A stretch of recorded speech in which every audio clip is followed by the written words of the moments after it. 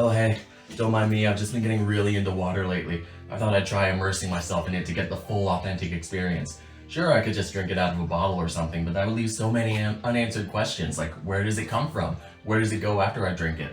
No thanks, I'd rather get my water in a much more realistic way. Don't you hate it when you're really getting into a game, really losing yourself in the world and the characters, when all of a sudden you remember that you're playing a video game? Wait a minute, this isn't real? What's the point? Immersion was one of gaming's favorite buzzwords for a while. Around the rise of the PS3 and the Xbox 360, graphics were making incredible leaps forward, and we had games with huge, expansive worlds that were easy to get lost in. But what exactly do we mean when we say immersion? Yeah, okay, that's not it. This is something that's always been debated, and most of the discussion tends to revolve around what breaks immersion. A lot of the time, the culprit seems to be things like objective markers, or HUD elements, or menus, and at this point it seems like you'd rather just not play video games. Oh, me? Yeah, I love video games, just as long as it feels like I'm doing, dear God, anything but this. Now, there are definitely some games that manage with a minimalist approach, but it's not always an easy thing to pull off. I personally don't mind some objective markers or HUD elements if they help keep things moving. Another common immersion breaker is a lack of realism. As graphics get more and more realistic, it gets harder and harder to ignore some of the more video gamey things you see happening.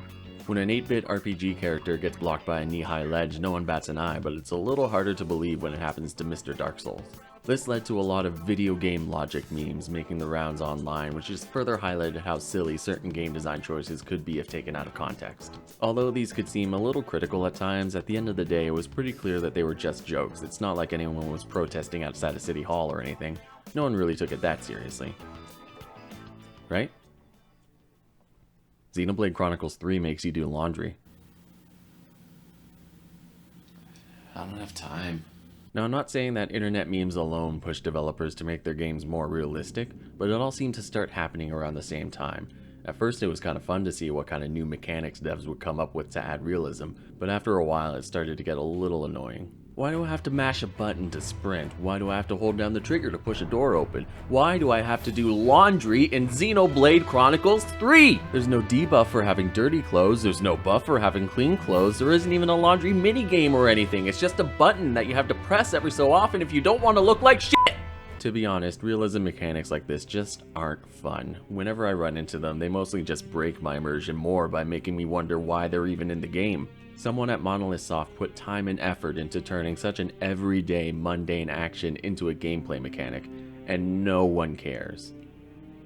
Except for me, I did kind of lose it for a second back there. I get that the point is to keep me engaged, but not once have I held R2 to push open a door and said, it's like I'm really there! If anything, it raises more questions about the game's realism, like how come it takes this much effort for Clive to push open a door, but sprinting across the desert in full armor is no problem? Here to answer that question is Grand Theft Auto 5.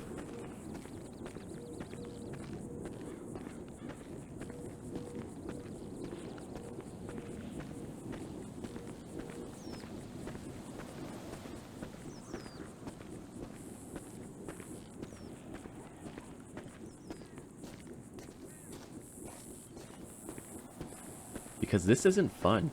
Yeah, ever since about 2008, Rockstar's decided that actually it's not very realistic that every video game character can run a 5-minute mile without breaking a sweat, and made the default pace roughly equivalent to the speed at which I do my laundry. The result is a game where you need to hold down a button for about 80% of the time if you actually want to get anything done, and God forbid you try sprinting and contract a case of GTA thumb. First time? Ultimately, I think the best way to make a game immersive is to make it fun. Sure, these fancy graphics and these realistic simulations are neat and all, but games have been grabbing us for years, long before photorealistic graphics showed up. There's no reason I can't get just as immersed in Red Dead Redemption 2 as I can in Spanky's Quest. This sort of thing isn't going away though. As technology improves, developers are going to keep pushing the envelope to try to make their games as realistic as possible. And there really isn't much I can do about that. Or is there? I don't like doing laundry.